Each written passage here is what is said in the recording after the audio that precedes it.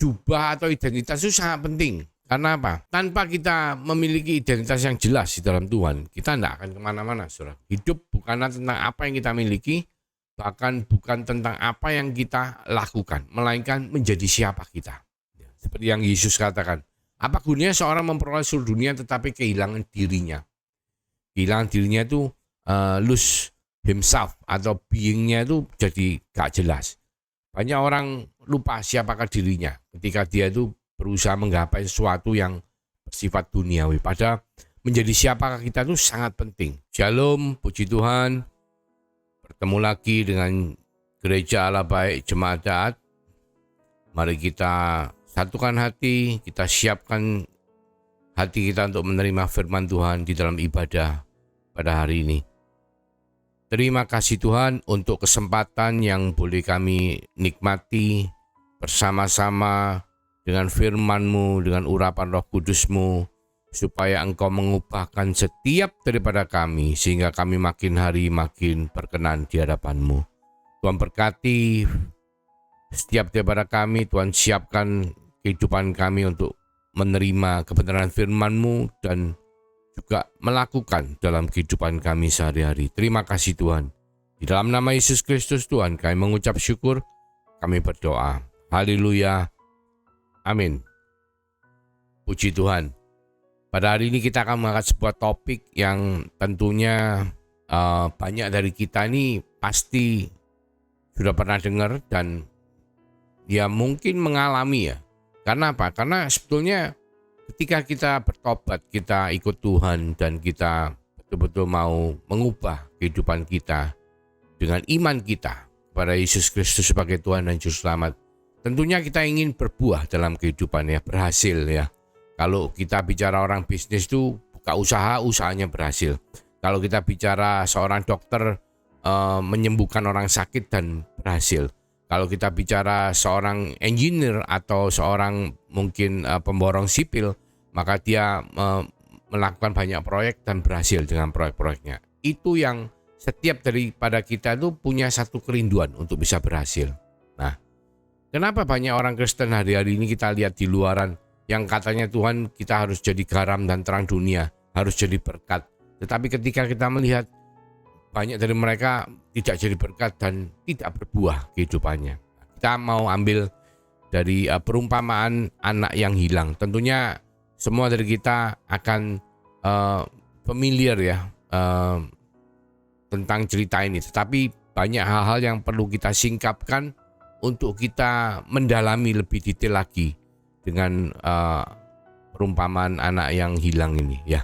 Di Lukas 15 ayat 20 dikatakan, maka bangkitlah ia dan pergi kepada bapaknya.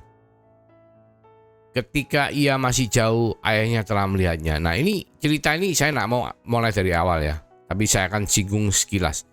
Awalnya adalah gini, ada dua anak ya. Yang bungsu merasa bahwa dia tuh tidak mau ikut terus pesan bapaknya. Dia ingin bapaknya itu bagi hartanya supaya dia tuh bisa bawa keluar hartanya dan bisa melakukan segala hal yang dia inginkan. Ya tentunya berfoya-foya dan lain sebagainya. Sampai pada satu hari dia tuh kehilangan semuanya. Dan dia berusaha untuk hidup ya. Bahkan dia bekerja di tempat yang najis, tanda petik, karena itu dikatakan kandang babi ya. Itu sesuatu yang najis bagi bangsa Yahudi. Dan di tempat itu dia mau makan aja sulit ya. Mau makan aja sulit dan dia teringat kembali kalau di tempat bapaknya itu bahkan pegawai-pegawainya pun tidak usah bingung mikirin makanan. Semua itu dapat makanan yang layak gitu ya. Nah, di sini terus kita mulai masuk di Lukas 15 ayat 20 dikatakan, maka bangkitlah ia dan pergi kepada bapaknya. Dan dia memutuskan mau kembali kepada bapaknya. Setelah dia ya namanya anak bungsu ini kan anak yang tidak baik ya, anak yang mungkin kalau kita bicara di dunia ini orang tuanya masih hidup kok maksa hartanya dibagikan, ya mungkin tidak pantas lah ya. Tapi ketika dia kembali, dia menyesal dan dia kembali. Dikatakan ketika ia masih jauh, ayahnya telah melihatnya, lalu tergeraklah hatinya oleh belas kasihan. Jadi papanya ini betul-betul luar biasa ya. Meskipun anaknya salah seperti itu, tetap mau ngampuni ya. Ayahnya itu berlari, bahkan ayahnya yang berlari mendapatkan dia, lalu merangkul dan mencium dia, menunjukkan kasihnya ya. Kata anak itu kepadanya, Bapa, aku telah berdosa terhadap sorga dan terhadap Bapa. Aku tidak layak lagi disebutkan anak Bapa. Tapi ayah itu berkata kepada hamba-hambanya, lekaslah bawa kemari satu jubah yang terbaik, pakaikanlah itu kepadanya dan kenakanlah cincin pada jarinya dan sepatu pada kakinya. Jadi ada 3 hal ya, jubah, cincin, dan sepatu. Dan di ayat 23 dia, dan ambillah anak lembu tambun itu, sembelilah dia, dan marilah kita makan dan bersuka cita. Sebab anakku yang telah mati dan menjadi hidup kembali, ia telah hilang dan didapat kembali. Maka mulailah mereka bersukaria. Ya, sampai di sini saya mau mengajak kita kembali. Jadi kita analisa perumpamaan ini sampai di poin sini. Jadi mereka itu statusnya anak. Ya, status anak, cuman yang ada 2 kan, yang bungsu yang katanya minta harta warisan sebelum ayahnya meninggal dibagi. Itu yang kita katakan anak yang durhaka. Satu lagi yang sulung. Nah, ternyata apa? Mereka dua-dua ini statusnya anak. Jadi mereka itu bukan orang yang tidak mengenal atau tidak beriman. Ya, dikatakan kalau status sudah anak itu adalah mungkin jemaat, mungkin yang murtad dalam arti tanda petik. Dia, aku enggak Tuhan-Tuhanan, enggak Kristen-Kristenan ya. Banyak kan beberapa dari saudara-saudara kita tuh karena mungkin enggak mendapatkan apa yang dia inginkan atau dia punya konsep yang berbeda mengenai kekristenan sehingga dia melakukan tersebut dan keluar, tidak ke gereja lagi, enggak ibadah lagi, enggak Tuhan-Tuhanan. Wah, mungkin punya pergumulan kehidupan sakit belum disembuhkan, atau mungkin punya pergumulan kehidupan di bisnisnya yang tidak kunjung diangkat oleh Tuhan sehingga bisa punya pikiran seperti itu. Jadi kesimpulan pertama adalah mereka ternyata adalah anak-anak Tuhan atau jemaat Tuhan yang mungkin yang bungsu itu gambaran dari jemaat yang kepahitan ya terhadap Tuhan sehingga dia keluar. Tetapi dia setelah di luar, dia sendirian, dia sadar bahwa dia itu membutuhkan Tuhan. Ya. Seringkali banyak dari kita ketika kita kumpul, kita enggak terasa bahwa kita berada pada lingkungan yang benar. Tapi ketika kita keluar dari lingkungan yang benar itu, kita akhirnya merasakan, iya ya, aku kok seperti inilah. Ini waktu untuk kita introspeksi dan waktu untuk kita kembali kepada Tuhan. Karena kita lihat sambutan Tuhan kepada anaknya yang dikatakan durhaka itu sangat hangat ya, berlari, mendapatkan, merangkul dan mencium. Bahkan bukan cuma itu, dikembalikan hak-haknya seperti semula ya, jubah yang terbaik. Saya katakan hak-haknya karena apa? Sebetulnya jubah, cincin, sepatu ini sudah diberikan dari awal. Tapi ketika dia keluar, dilepas semua. Ya, contohnya anak yang bungsu ini jubahnya pasti compang-camping, tinggal di kandang babi, pasti baunya enggak karu-karuan. Badannya, jubahnya itu baunya luar biasa. Najis katakan ya. Dan bukan cuma itu, dikembalikan semua jubah yang terbaik, diberikan cincin dan sepatu. Kita akan lihat apa arti daripada semua itu. Ya, kalau kita lihat sebetulnya status, bicara jubah itu bicara status, saudaraku. Ya, banyak firman Tuhan menyatakan, kayak contoh waktu kita ngomong di kitab Kejadian itu ceritanya mengenai Yusuf. Dikatakan Yusuf itu salah satu dari 12 anak daripada Yakub ya, atau Israel. Dan Yusuf itu diberikan jubah maindah. Kenapa? Karena dia itu statusnya sebagai anak yang tersayang. Dia lahir dari istri yang disayangi. Ya, bukan dari kakaknya, tapi dari istri yang disayangi. Oleh karena itu sama papanya dia disayang, diberikan jubah yang maha indah, dikatakan. Dibedakan oleh karena itu saudara-saudaranya iri sama Yusuf, karena Yusuf ini dikasih identitas yang lain ya, sebagai anak yang disayang oleh Tuhan. Nah, itu jubah. Nah, terus di Galatia 4 ayat 6 dikatakan, dan karena kamu adalah anak, maka Allah telah menyuruh anaknya ke dalam hati yang kita berseru, ya Aba ya Bapa. Jadi kamu bukan lagi hamba, melainkan anak. Jikalau kamu anak, maka kamu juga ahli-ahli waris oleh Allah. Ini penting, saudaraku. Karena apa? Seringkali kita tuh tidak menyadari bahwa status kita itu adalah ahli waris dari Tuhan. Ya, meskipun dikatakan anak bungsu itu sudah durhaka, sudah murtad, ya istilahnya keluar dari istilahnya enggak ke gereja, enggak Kristen-Kristenan. Tapi ketika dia kembali kepada Tuhan, Tuhan tetap menerimanya dan tetap tidak menghilangkan statusnya. Bahkan dari dulu pun ketika dia masih di luar, belum kembali ke Tuhan, Tuhan tetap tidak menghilangkan, bahkan dia mengukuhkan lagi dengan memberikan jubah yang terbaik, ya. Statusnya itu di Kejadian 37 ayat 3, ya. Dikatakan Yakub lebih mengasihi Yusuf dari semua anaknya yang lain, sebab Yusuf itulah anaknya yang lahir pada masa tuanya. Dan dia menyuruh membuat jubah yang maha indah bagi dia, lebih mengasihi. Jadi status itu menunjukkan kita tuh sangat dikasihi oleh Tuhan, ya. Jubah itu penting, saudara. Dan tentunya kita sadar bahwa yang mengenakan jubah ini kan semua anak, bukan cuman anak bungsu saja. Anak sulung ini juga punya jubah. Ya, cuman tidak disebut, ya. Lanjut, ya.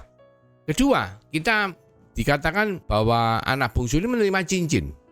Ya, cincin ini lambang dari apa? Kita lihat di Kejadian 41 ayat 41. Firman Tuhan mengatakan, selanjutnya Firaun berkata kepada Yusuf, dengan ini aku melantik engkau menjadi kuasa atas seluruh tanah Mesir. Sesudah itu Firaun menanggalkan cincin meterainya dari jarinya dan mengenakan pada jari Yusuf.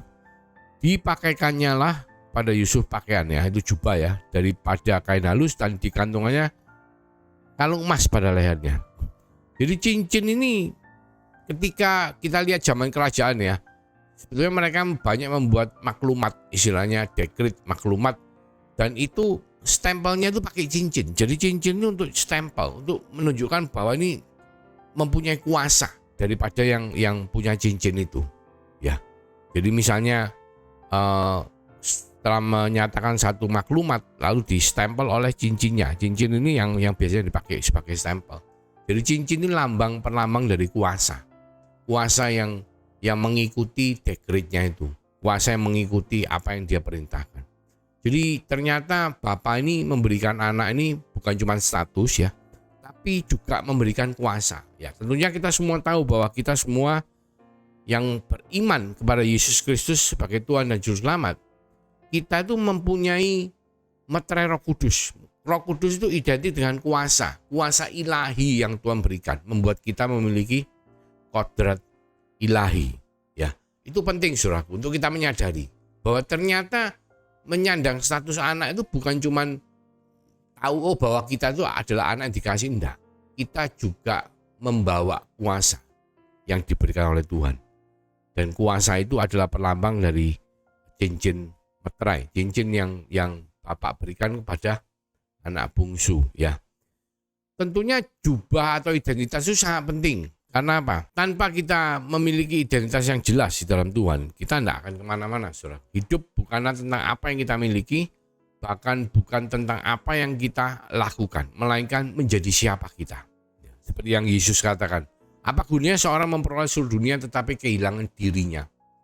Kehilangan dirinya itu lose himself atau beingnya itu jadi gak jelas. Banyak orang lupa siapakah dirinya ketika dia itu berusaha menggapai sesuatu yang bersifat duniawi. Padahal menjadi siapakah kita itu sangat penting. Dikatakan firman Tuhan, dan apakah yang dapat diberikannya sebagai ganti dirinya atau nyawanya, ya. Jadi being atau keberadaan kita, status kita itu adalah fondasi atau sumber dari kehidupan untuk kita bisa memulai kehidupan kita. Jadi untuk bisa kita jelas di dalam Tuhan. Seperti ketika Tuhan Yesus dibaptis, ya, setelah Tuhan Yesus melakukan puasa sebelum dia memulai pelayanannya, dia dibaptis di Sungai Yordan. Pada waktu dia dibaptis ada suara terbuka dari langit, dari sorga, ya, mengatakan inilah anak yang kukasih, dan itu menyatakan identitas statusnya Yesus sebelum dia memulai pelayanan dia. Jadi permulaan dari semuanya itu adalah status kita di dalam Tuhan, ya. Status kita sebagai anak yang dikasihi. Setelah itu kita tahu bahwa kita diberikan cincin, ya, kita diberikan kuasa meterai. Di Markus 15, ya, dikatakan bahwa tanda-tanda ini menyertai orang-orang yang percaya. Jadi kita tumpang tangan, orang sakit disembuhkan, ya. Setan diusir.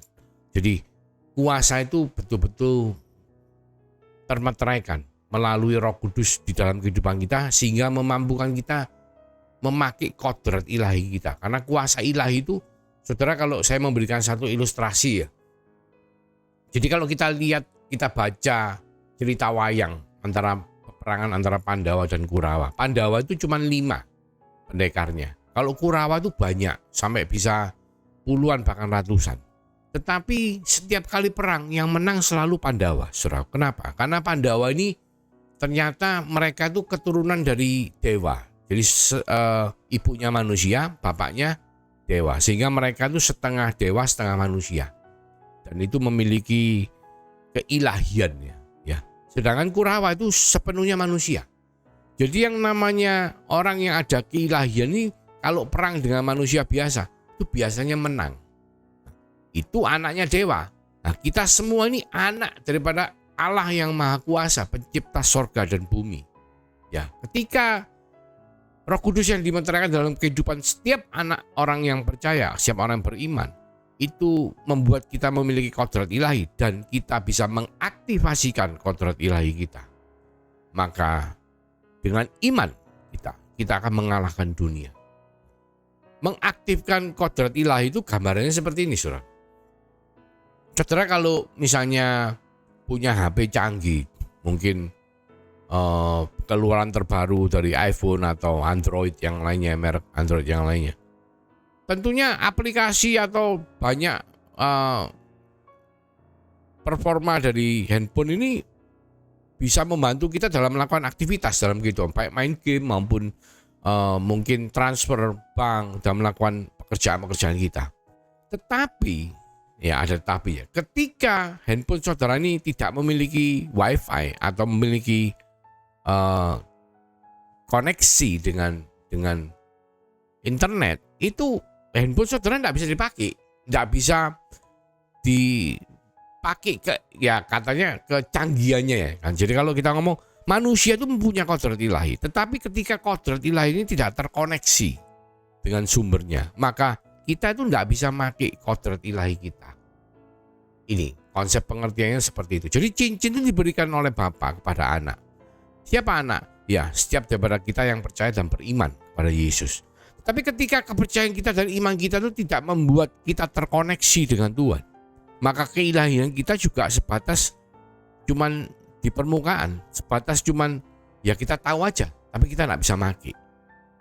Ya, nah ini sesuatu yang penting untuk kita camkan dalam kehidupan kita. Ya, saya mau kembali di Perjanjian Lama. Perjanjian Lama kita bicara ketika Daud menerima jubah dan pedang. Dikatakan apa?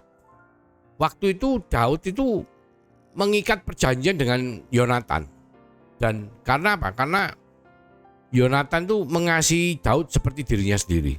Apa yang Yonatan lakukan? Yonatan menanggalkan jubah yang dipakainya dan memberikannya kepada Daud. Juga baju perangnya sampai pedangnya, panahnya dan ikat pinggangnya. Saudara tahu apa yang terjadi? Loh, Daud ini bukan serdadu yang dididik perang, loh, enggak. Daud ini adalah gembala. Tapi ketika dia bisa mengalahkan Goliat, dia juga langsung dipakai untuk berperang. Dan tahu-tahu dia bisa berperang luar biasa dahsyatnya. Setelah apa? Setelah dia menerima jubah dan pedang. Setelah dia menerima statusnya, dia tahu statusnya ini sebagai, kalau Yonatan itu jubahnya kan sebagai jenderal.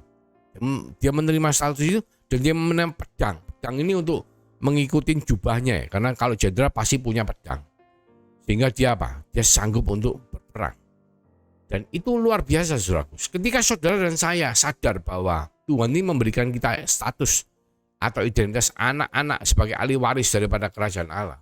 Tentunya dengan cincin yang Tuhan meteraikan dalam kehidupan kita melalui urapan Roh Kudus, kita akan bisa mempunyai kehidupan yang bukan cuma biasa-biasa, tapi seperti kita lihat pada Daud, satu kehidupan yang melompat, saudaraku. Dari seorang gembala kambing domba yang katanya cuma berapa ekor saja, itu langsung menjadi serdadu, bahkan sampai kepada tingkatan jenderal. Nah, ini sesuatu yang penting ya. Dan sangat berbahaya kalau kita itu tidak menyadari starting point kita atau status identitas kita. Kita bisa lupa diri, kita bisa tidak tahu siapakah kita. Dan seringkali ketika dalam kehidupan kita tidak mengenali diri kita sendiri, kita akan sulit untuk melangkah maju. Jangankan ngomong kita meraih kemenangan demi kemenangan. Untuk melangkah maju saja kita bingung. Kita starting point-nya itu dari mana? Ya. Ya kalau dengan diberikan cincin itu, jelas kita lihat kembali ceritanya Yusuf. Yusuf di Kejadian 41 ayat 1 katakan, selanjutnya Firaun berkata kepada Yusuf, dengan ini aku melantik engkau menjadi kuasa atas seluruh Mesir. Jadi dengan cincin itu, Yusuf menjadi kuasa atas seluruh Mesir. Ya, 42. Setelah itu Firaun menanggalkan cincin meterainya dari jarinya dan mengenakannya pada jari Yusuf. Ya, dipakaikannya pada Yusuf pakaian daripada kain halus dan digantungnya dengan kalung emas pada lehernya. Ini menarik, saudaraku. Ya, terus kita lihat di Ester 3 ya, ayat 12 ya, bicara mengenai cincin ya. Dikatakan, maka dalam bulan yang pertama pada hari yang ke-13 dipanggillah para panitera raja, lalu sesuai dengan segala yang diperintahkan Haman, ditulislah surat kepada wakil-wakil raja, kepada setiap bupati yang menguasai daerah, dan kepada setiap pembesar bangsa, yakni kepada tiap-tiap daerah menurut tulisannya dan kepada tiap-tiap bangsa dan menurut bahasanya. Surat itu ditulis atas nama Raja Ahasiweros dan dimeterai dengan cincin meterai raja. Ya, jadi sangat penting, saudaraku, bahwa cincin ini menunjukkan bahwa kita tuh punya kuasa yang daripada Tuhan, yaitu meterai Roh Kudus. Ya, dan kuasa itu ada di dalam kehidupan kita. Kodrat ilahi itu harus kita pakai, saudaraku. Di Daniel 6 ayat 18 dikatakan, maka dibawanya sebuah batu dan diletakkannya pada mulut gua itu, lalu raja mencap itu dengan cincin meterainya dan dengan cincin meterai para pembesarnya, supaya dalam hal Daniel tidak dibuat perubahan apa-apa. Jadi cincin meterai ini memang memperlambangkan kuasa, yang mana Tuhan telah jelas sekali memberikan kuasa pada setiap daripada orang yang percaya. Di Kisah 1 ayat 8. Tapi kamu akan menerima kuasa kalau Roh Kudus turun ke atas kamu, dan kamu akan menjadi saksiku di Yerusalem dan di seluruh Yudea dan Samaria dan sampai ke ujung bumi. Jadi saudaraku, cincin itu terkait dengan sepatu atau kasut ya. Karena dengan cincin itu kita tuh diberi satu kepastian bahwa meterai Roh Kudus itu menyertai kita untuk kita menjadi saksi Tuhan. Kenakanlah seluruh perlengkapan senjata Allah supaya kamu dapat bertahan melawan tipu muslihat iblis. Karena perjuangan kita bukanlah melawan darah dan daging, tetapi melawan pemerintah-pemerintah, penguasa-penguasa, penghulu-penghulu dunia yang gelap ini, melawan roh-roh jahat di udara. Sebab itu ambillah seluruh perlengkapan senjata Allah supaya kamu dapat mengadakan perlawanan pada hari yang jahat itu, dan tetap berdiri sesudah kamu menyelesaikan segala sesuatu. Jadi berdirilah tegap, berikat pinggangkan kebenaran dan berbaju jirakan keadilan. Ayat 15 jelas, kakimu berkasutkan kerelaan untuk memberitakan Injil damai sejahtera. Jadi kasut itu perlambang dari kerelaan untuk memberitakan Injil damai sejahtera, yang mana Tuhan di Kisah 1 ayat 8 mengatakan kita diberi kuasa untuk memberitakan Injil ke seluruh dunia. Dan ini semua terkait dengan status kita sebagai anak-anak Allah yang menerima warisan dari kerajaan Allah. Kita diberi kuasa untuk memberitakan Injil ke seluruh dunia. Ya, ini berlaku kepada setiap daripada kita yang beriman kepada Yesus Kristus sebagai Tuhan dan Juru Selamat atau anak-anak Tuhan. Tetapi de facto kenyataannya kita semua lihat di luar. Berapa banyak dari kita yang punya satu kerinduan untuk memberitakan Injil? Ya banyak mungkin, tapi tidak semua. Padahal seharusnya semua.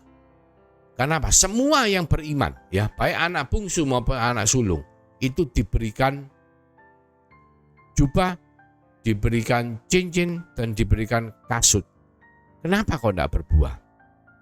Ya, kita lihat anak sulung. Anak sulung ini kan gambaran dari anak Tuhan yang pelayanan, ya. Dia tidak pernah keluar dari gereja, tidak pernah mutar. Dia selalu melakukan apa yang Bapak lakukan. Kita lihat di Lukas 15 ayat 28-32 ya. Di ayat 28 dikatakan, maka marahlah anak sulung itu dan ia tidak mau masuk. Lalu ayahnya keluar dan berbicara dengan dia. Anak sulung ini marah karena anak murtad kok kembali kok dipestakan gitu loh. Ya, tapi dia ngomong, tapi ia menjawab ayahnya, katanya, telah bertahun-tahun aku melayani Bapa dan belum pernah aku melanggar perintah Bapa. Tetapi kepadaku belum pernah Bapa memberikan seekor anak kambing untuk bersukacita dengan sahabat-sahabatku. Jadi dia itu gambaran dari orang Kristen atau anak Tuhan yang pelayanan. Cuman Yang jelas motivasi pelayanannya dipertanyakan. Ya, kalau tadi dikatakan bahwa semuanya itu ujuk-ujuknya apa? Kita harus memberitakan Injil. Karena apa? Kita diberi status, diberi identitas, diberi kuasa untuk memberitakan Injil.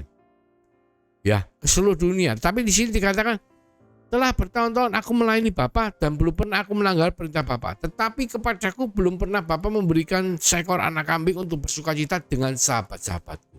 Jadi motivasinya itu kok anak kambing untuk bersukacita dengan sahabat-sahabat. Loh, nuruti perintah Bapa itu jangan punya motivasi. Dalam arti gini, saudara, kita mungkin seringkali melayani di gereja, terus kita melakukan firman Tuhan. Tetapi dasar kita melakukannya itu janganlah dasar materi atau dasar sesuatu yang membuat kita bisa menjadi senang ya. Kayak pesta dan lain sebagainya. Karena ketika kita melakukan hal itu akan menjadi seperti anak sulung ini ceritanya. Di ayat 30 dikatakan, tetapi baru saja datang anak bapa yang telah memboroskan harta kekayaan bapa bersama-sama dengan pelacur-pelacur, maka bapa menyembelih anak lembu tambun itu untuk dia. Kata ayahnya kepadanya, anakku, engkau selalu bersama-sama dengan aku dan segala kepunyaanku adalah kepunyaanmu. Tapi kita patut bersukacita bergembira karena adikmu telah mati dan telah menjadi hidup kembali. Ya, telah kembali. Ini loh saudaraku. Tuhan kita itu ingin semua orang itu bertobat. Ya, rindu semua bertobat. Jadi tujuan utama adalah jiwa. Jadi ketika kita sadar bahwa kita ikut Tuhan, kita pelayanan, kita melakukan semua hal yang menyenangkan dari Tuhan, kita harus mengerti tujuan kita bukan materi, tapi tujuan kita adalah jiwa, buah jiwa. Nah, ini sesuatu yang patut kita bicarakan, patut kita telusuri. Kenapa semua ini terjadi? Kenapa anak sulung yang katanya pelayanan di gereja yang tidak pernah melanggar perintah Bapa ya, bicara mengenai ketaatan, dikatakan dia taat. Tapi dia bisa punya konsep yang salah. Mengenai ikut Bapa ini kok tujuannya sukacita. Ya senang-senang dengan temannya. Tapi bukan menemukan anak yang hilang. Bukan menemukan jiwa-jiwa yang terhilang. Padahal Bapa memberikan kita 3 hal. Status identitas kita sebagai anak Allah dengan jubah. Cincin meterai yaitu kuasa menyertai kita. Supaya apa? Supaya kita menjadi saksi Tuhan, memberitakan Injil ke seluruh dunia, supaya banyak jiwa bisa dimenangkan. Problemnya cuma satu, anak sulung itu tidak mengenal bapaknya. Ya mohon maaf ya, hari ini dalam keluarga-keluarga ini kita mungkin bisa merasakan banyak dari keluarga pada zaman-zaman akhir ini, mungkin mereka satu rumah, mungkin mereka sering pergi bareng, aktivitas bareng, tapi mereka tidak mengenal satu sama lain. Ya contoh, duduk semeja, sama-sama pegang handphone, tidak berbicara satu sama lain. Dan tidak mengenali satu sama lain dengan baik. Tidak mengenal ini bahaya, saudaraku. Di Matius 7 ayat 23 dikatakan, waktu hari akhir ya, terus ada banyak dari anak-anak Tuhan ini ternyata mengalami hal seperti ini. Dikatakan, pada waktu itulah aku akan berterus terang kepada mereka dan berkata, aku tidak pernah mengenal kamu. Enyahlah daripadaku kamu sekalian pembuat kejahatan. Jadi waktu hari akhir banyak orang menganggap dia itu sudah melakukan pelayanan untuk Tuhan, sudah melakukan banyak hal untuk Tuhan dan mengharapkan diberi upah, ya, diberi sesuatu yang layak. Tetapi Tuhan ngomong, enyahlah engkau karena engkau tidak mengenal aku, ya, tidak pernah mengenal. Jadi tidak pernah mengenal. Mengenal dalam bahasa Yunani aslinya itu dikatakan ginosko. Tidak pernah mengenal. Tidak kenal, padahal pelayanan, nabi ya, membawa kuasa, pelayanan, tapi tidak mengenal. Karena apa? Karena tidak banyak hal ya yang menyebabkan kita itu tidak bisa mengenal Tuhan kita. Sebetulnya yang bisa menyebabkan hal yang untuk mengenal Tuhan kita itu apa? Tuhan kita adalah roh. Ya, gimana kita bisa kenal? Secara umum, apa yang tertulis di Alkitab itu senternya di Perjanjian Lama. Semua mengenai nubuatan akan datangnya Yesus Kristus sebagai Mesias dan Juru Selamat. Di Perjanjian Baru adalah penggenapan dari nubuat-nubuatan yang ada di Alkitab. Jadi kalau kita ingin mengenali Allah kita, ya kita baca firman Tuhan mulai dari kitab Kejadian sampai kitab Wahyu. Di sana semua tertulis pewahyuan umum mengenai Tuhan kita. Bagaimana kita bisa tahu Tuhan kita tuh senang sama orang yang gimana. Bagaimana kita bisa melihat ada benang merah bahwa Tuhan tuh mau kita menjadi imam dan raja. Bahwa kita bisa melihat dari semua kitab perjanjian lama, itu semua fokusnya adalah menubuatkan kedatangan Mesias yang kedua kalinya. Dan itu akan digenapi nanti pada hari akhir, ya, pada kedatangan, atau kita bicara mengenai eskatologi. Jadi kita bisa mengenal Tuhan kita secara umum itu adalah ketika kita membaca Alkitab dan merenungkannya.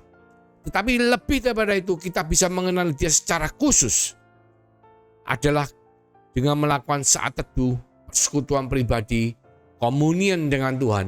Bahkan lebih daripada itu, kita menjalani kehidupan kekristenan kita bersama-sama dengan Tuhan.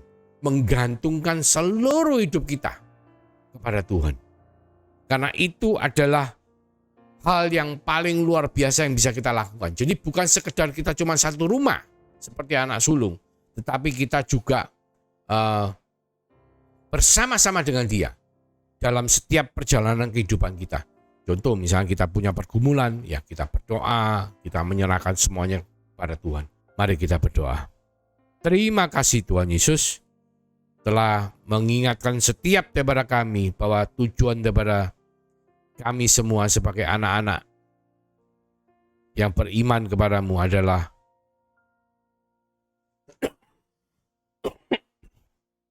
untuk bisa menerima kuasa dengan identitas, menerima kuasa dan melakukan pemberitaan Injil sampai kepada seluruh dunia. Supaya mereka yang belum mendengar mengenai Engkau boleh mendengar, supaya mereka yang keluar atau murtad bisa kembali kepadamu. Tuhan berkati urapi setiap daripada kami yang mendengar dengan kuasa yang daripada Allah Maha Tinggi, yaitu urapan Roh Kudus-Mu. Untuk kami dengan kasut kerelaan memberitakan Injil, berjalan Tuhan, memberitakan kabar baik itu. Mulai dari hari ini sampai Engkau datang kedua kalinya, bahkan sampai selama-lamanya. Terpujilah nama-Mu Tuhan. Di dalam nama Tuhan Yesus Kristus, sama-sama mengatakan haleluya, amin. Tuhan Yesus memberkati.